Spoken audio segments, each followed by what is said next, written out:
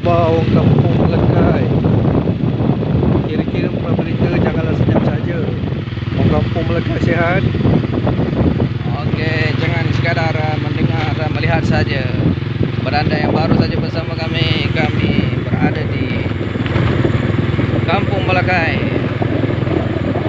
Kami masih di channel Apa Khabar Orang Kampung. Pada anda yang baru saja melihat kami, jangan lupa untuk follow, subscribe, dan tekan butang like, share, repostkan video kami. Karena kami mengharapkan sokongan dari anda untuk kami terus maju bergiat dalam seni atau industri. Okey, kami akan teruskan perjalanan kami ke Masjid Melekai, karena di situ akan mengambil sejarah ketika kami berada di kampung ini.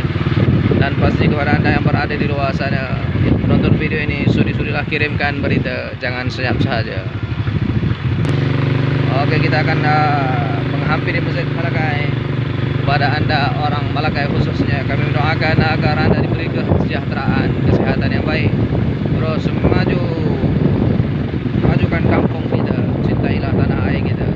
Dan kepada anda yang telah keluar daripada perkampungan ini, jangan lupa untuk balik melihat atau menziarahi orang-orang kampung di sini, kerana pastinya banyak menggamit kenangan terindah sewaktu anda kecil dahulu. Jangan biarkan hidup anda. Alright, kami kini berhampiran dengan Masjid Melekai, dekat sahaja.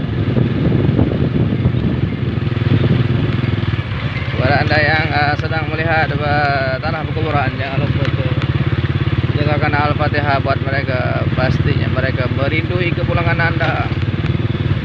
Dan suatu masa nanti kita akan berada di perkampungan abadi juga. Kita sedekahkan Al-Fatihah buat mereka yang telah meninggalkan kita. Okey, sekarang kita berada di pekarangan Masjid Melekai. Kita ucapkan selamat datang kepada orang-orang Melekai khususnya, dan juga mereka yang berada di luar sana.